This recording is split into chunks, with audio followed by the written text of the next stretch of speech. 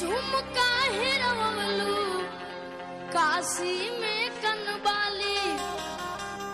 हम पूछली के चुरवलस तोहरा उठ के लाली। होन कर नथिया बरामद भइल हमरा रंगीला जिला भभुआ से।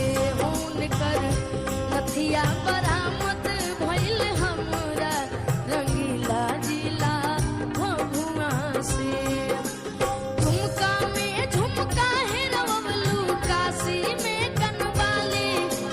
हम पूछली के चुरवलस तोहरा उठ के लाली।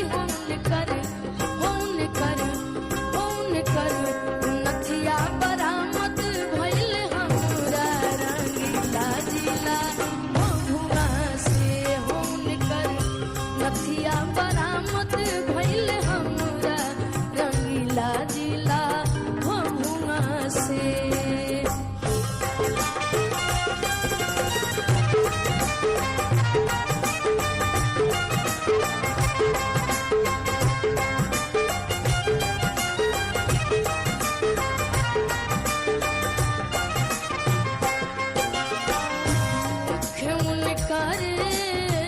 पूर्णिमा के चंदा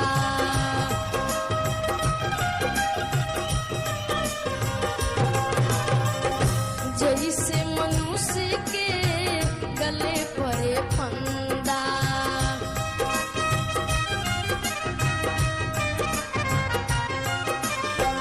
मुख उनकर पूर्णिमा के चंदा जैसे मनुष्य के गले पड़े फंदा। पान दबौले गाल में चपले चले चवनिया चाल।